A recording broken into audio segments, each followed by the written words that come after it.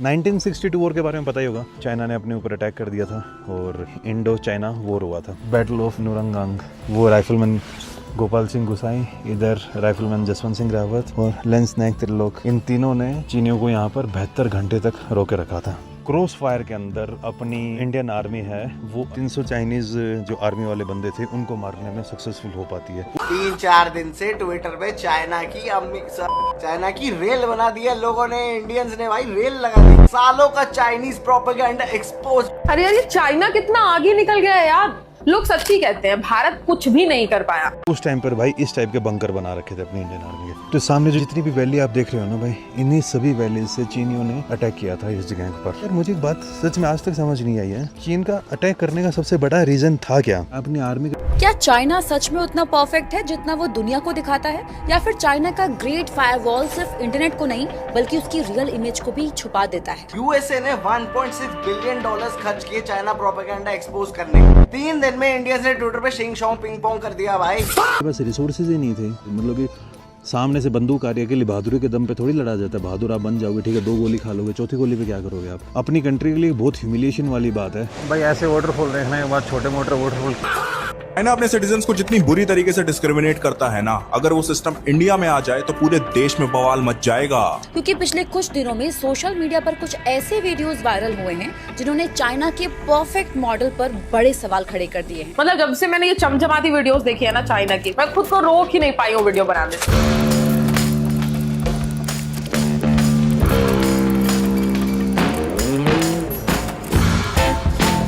नमस्कार दोस्तों आजकल ऐसे बहुत सारे वीडियो वायरल हो रहे हैं जो चीन की पोल खोल रहे हैं, जिसमें कहा जा रहा है कि चीन में कास्ट सिस्टम है, चीन में लोगों का बहुत बुरी तरह से शोषण हो रहा है। और ये सारे वीडियोस सही हैं क्योंकि बहुत ही मेहनत से इन वीडियोस को चीन से निकाला गया है। एक तरफ हम वो चीन देखते हैं जो काफ़ी विकसित है, लेकिन दूसरी तरफ चीन का एक असली चेहरा ये भी है।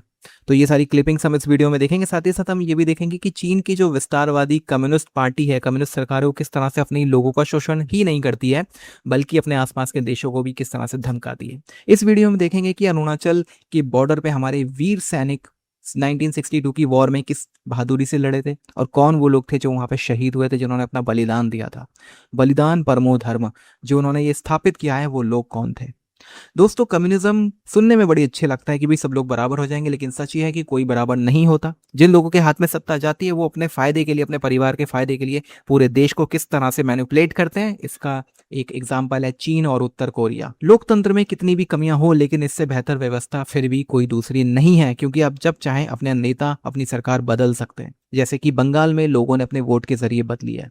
दोस्तों, इस वीडियो में हम देखेंगे कि किस तरह से अरुणाचल के बॉर्डर पे गए हमारे एक यूट्यूबर, और वो किस तरह से अरुणाचल बॉर्डर पे पूरा कवर करते हैं और बताते हैं, उन सैनिकों की याद दिलाते हैं जो 62 में शहीद हुए थे। 62 इतना ज़्यादा समय हो चुका है, 60 साल से ज़्यादा हो चुके हैं, 65 साल हो चुके हैं, और हम लगभग भूल चुके हैं क्योंकि पूरी जनरेशन चेंज हो चुकी। तो दोस्तों, इन वीर सैनिकों के लिए आप कमेंट बॉक्स में वंदे मातरम, जय हिंद जरूर लिखिएगा। वीडियो अच्छा लगे तो लाइक करें, शेयर करें, चैनल को सब्सक्राइब करना ना भूलें और बेल का आइकन प्रेस कर दें लेटेस्ट नोटिफिकेशन के लिए। आइए आगे बढ़ते हैं इस वीडियो। तो जो चीनी आर्मी है वो अक्टूबर के टाइम पर इन वैलीज़ के थ्रू इधर आना स्टार्ट कर देती है। वो बुमला उमला से क्रॉस करके इधर आ जाते हैं, तवांग से आगे, और आगे फिर पड़ जाता है सेला पास, जहाँ से मैं अभी आया था। उस तरफ उनको चढ़ाई करनी थी, लेकिन यहाँ पर अपने जसवंत सिंह जी पोस्टेड थे अपने बाकी आर्मी वाले भाइयों के साथ, और वहाँ जसवंत सिंह जी ने 72 आवर्स तक जो चीनी सेना है उनको रोक के रखा था। और क्रॉस फायर के अंदर अपनी जो इंडियन आर्मी है वो अराउंड 300 चाइनीज़ सैनिकों को मारने में सक्सेसफुल हो पाती है, ताकि जो आगे वाली बैटल फील्ड है उनको थोड़ी बहुत मदद मिल सके। और उस टाइम पर भाई इस टाइप के बंकर बना रखे थे अपनी इंडियन आर्मी के। ये देखिए 1962 बंकर 4, उधर बंकर 5 होगा, बंकर 6 होगा, तो इधर पूरी की पूरी स्टोरी बता रखी है भाई। मुझे ये समझ नहीं आ रहा, अगर चाइना को अरुणाचल के ऊपर कैप्चर करना था तो ठंड में अटैक क्यों किया? क्योंकि वो यहाँ पे आए थे अक्टूबर और नवंबर, और उसके बाद भाई यहाँ पर ठंड पड़ जाती, उनको रिट्रीट तो करना ही पड़ता है। या फिर उनका ये प्लान था कि एक बार कब्जा कर लेंगे तो फिर इंडिया वाले कुछ नहीं कर पाएंगे। राइफलमैन गोपाल सिंह गुसाई वीर चक्र, राइफलमैन जसवंत सिंह रावत महावीर चक्र, लेंस नायक त्रिलोक सिंह नेगी वीर चक्र। और ये जो सामने आप पेड़ देख रहे हो ना, इसी पेड़ पर आकर जो राइफलमैन जसवंत सिंह रावत जी थे वो यहीं पे शहीद हुए थे।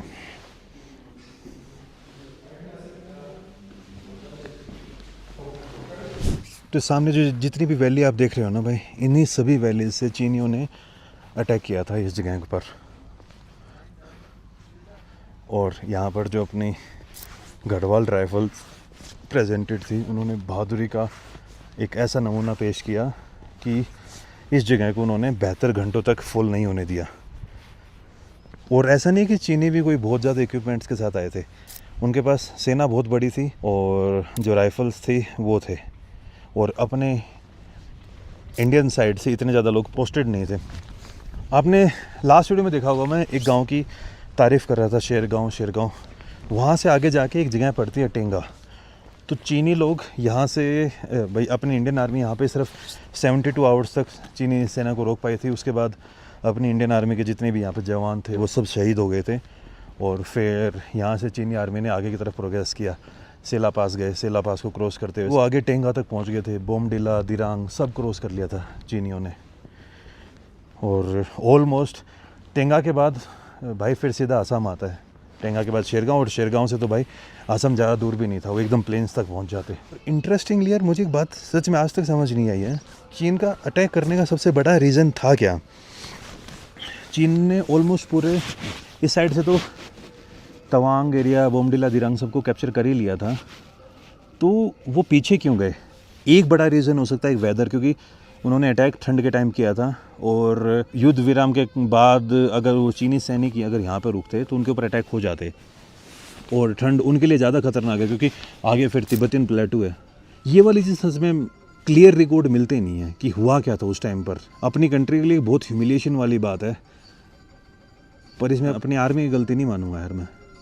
भाई अपनी आर्मी के पास रिसोर्सेज ही नहीं थे, मतलब कि सामने से बंदूक आ रही है, अकेली बहादुरी के दम पे थोड़ी लड़ा जाता है। बहादुर आप बन जाओगे, ठीक है, 2 गोली खा लोगे, चौथी गोली पे क्या करोगे आप? तो अपने लिए एक बहुत बड़ी ब्लंडर था ये। मैं आप लोगों को अपनी एक इंडियन आर्मी का बहुत मस्त एग्जांपल देता हूँ। तो ऐसा तो है नहीं कि भाई बैटल हो रहा है, अपने इंडिया के जवान शहीद हुए थे। ये सामने देखिए Chinese graveyard. This graveyard was constructed in 1965 where remains of more than 300 Chinese soldiers were buried during 1962 Indo China war. तो जो बैटल हुआ था ना, बैटल ऑफ नुरंगांग, इस तरीके से हुआ था भाई। वो राइफलमैन गोपाल सिंह गुसाई, इधर राइफलमैन जसवंत सिंह रावत और लेंस नायक त्रिलोक, इन तीनों ने चीनियों को यहाँ पर 72 घंटे तक रोके रखा था। और सामने भाई ये जगह है जहाँ पर 300 चाइनीज़ सैनिक मारे गए थे, उनको यहाँ पे दफना रखा है। और चीनियों ने पता है क्या घटिया सी हरकत की थी? वो लोकल ड्रेस में आ गए थे। जो लोकल यहाँ पे मोम्पा ट्राइब जो ड्रेस पहनती है ना, तो अपनी इंडियन आर्मी को स्टार्टिंग में पहचानने में बड़ी दिक्कत हुई थी। लेकिन यहाँ पे अपनी इंडियन आर्मी में एक बहुत अच्छी सी बात लिखी हुई है, काइंड ऑफ श्रद्धांजलि सी दे रखी है कि भाई फौजी तो फौजी है, किसी का भी हो। तो वो सब यहाँ पे इस पार्क के नीचे दफन है।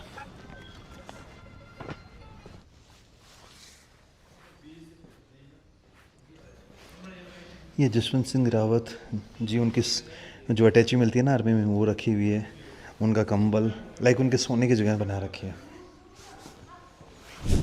ये देखे भाई, यहाँ पे जितने भी ये बाइकर आते हैं सब ने इधर चिपका रखा है। ये अपने आर्मी का कैफ़े है। सबसे मस्त मुझे ये वाला लगा, OMG 007 व्लॉग यूट्यूब, सोनम कालसंग। ये सोनम भाई यार, ये एक खतरनाक सी फ़ोटो डाल रखी है आपने।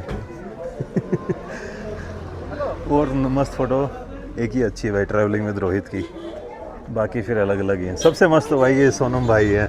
सोनम अलग से चमक रहा है भाई।